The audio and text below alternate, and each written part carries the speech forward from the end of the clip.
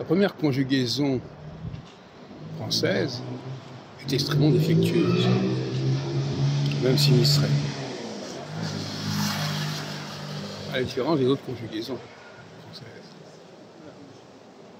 Par exemple, je dis je chante, il chante au singulier, il chante au pluriel, ça s'entend pareil.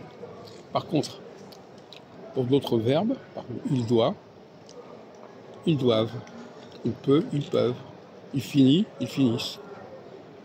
Donc ça, c'est une première anomalie. L'autre anomalie, c'est que le participe passé de la première conjugaison se termine généralement par une voyelle accentuée, comme le « et », alors que dans les autres conjugaisons,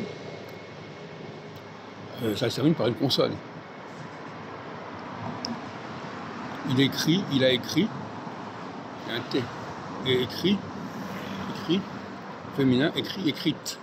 Par contre, manger, mangez-eux, même quand on passe du masculin au féminin, ça ne s'entend pas. De la même façon, au pluriel, il chante, singulier pluriel, on entend pareil. Par contre, pour les autres conjugaisons, il doit, ils doivent, on entend la différence. Donc il faut corriger ça. Il y a d'autres points que j'aimerais bien aborder également. C'est le problème du participe présent et du participe passé. Le participe présent en français, les participes passés sont des formes qui sont différentes au masculin et au féminin.